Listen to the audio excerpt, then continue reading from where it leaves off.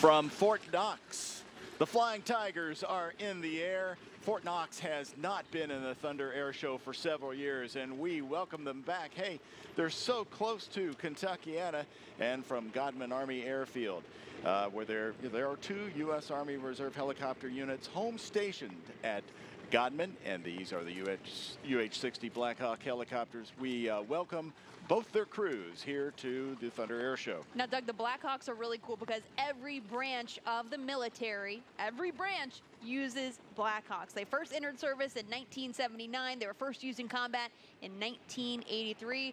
So they've been going for almost 40 years now.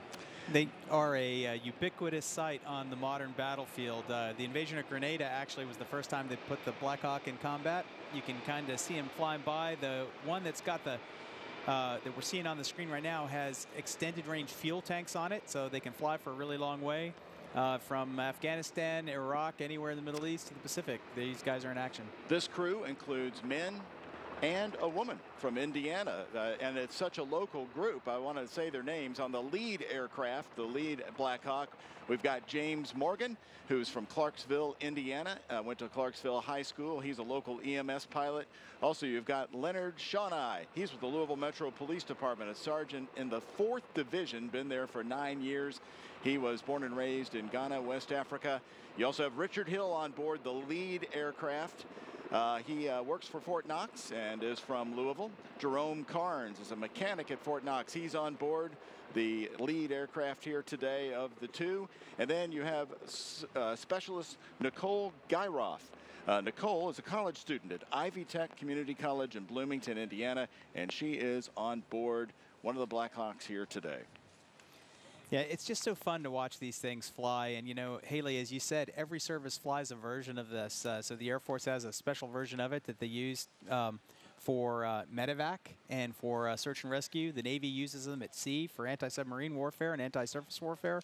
And, of course, the Marines and the Army use them to transport troops into the battlefield. Absolutely. And this is actually what you'll see when you watch, the name is escaping me, of course.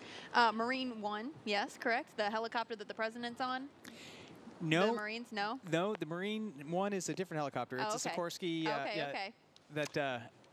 But what you will see this, if you've seen the movie Black Hawk Down, this is where you know, Black Hawk also became a little bit famous, unfortunately, for losing one in Mogadishu. And Zero Dark 30. This is actually what the SEALs dropped in on for the Osama bin Laden, correct? There were Blackhawks in support of that. The actual insertion helicopters were something we don't talk about in public. Oh, okay. Well, Fort Knox has 45 of the Blackhawk helicopters. They also have 30 of the UH-60 assault helicopters and 15 HH-60 medevac helicopters, all located so close to Louisville at Godman Army Airfield. And those 45 Blackhawk helicopters are located at Fort Knox. They are based there. And people around town may be wondering, you know, you see these aircraft a lot. They're always cutting around sometimes. I don't know if they're going down to, I always wonder, Frankfurt or where they're going. But that's why we have so many of them here.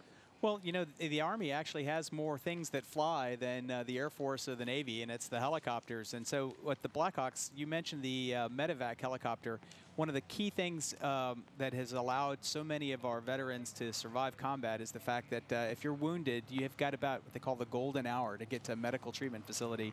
And we're able to do that with our helicopters. And the crews are incredibly brave and incredibly well skilled to go into very remote areas and retrieve people. This is quite a Kentucky show. Again, these are from Fort Knox. The Chinooks are on their way from Fort Campbell, and they're going to be right on your television screen here in just a couple of minutes now. They are approaching the airport. Right, Doug. Now, on this trail aircraft, too, I want to talk about it. We've got two more Kentuckians on there.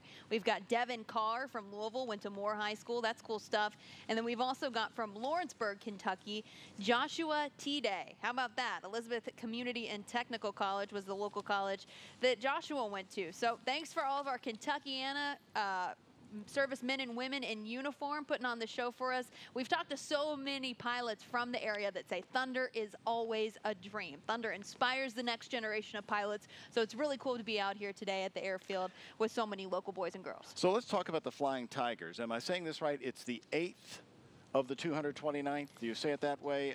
Aviation Regiment there out of Fort Knox. That's correct. So the Army does things in regiments, battalions, and platoons and companies. The Air Force does things in squadrons. The Navy does things in squadrons.